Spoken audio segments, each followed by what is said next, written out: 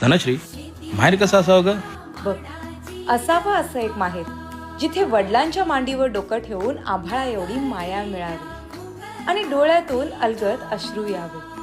खरंच असावं असं एक माहेर जिथे आईच्या मायेच्या कुशीत मन भिजावं, कंठ दाटून यावे आणि सुखदुःखाच्या क्षणी पाठीमागे खंबीर उभा असणारा भाऊ असावा.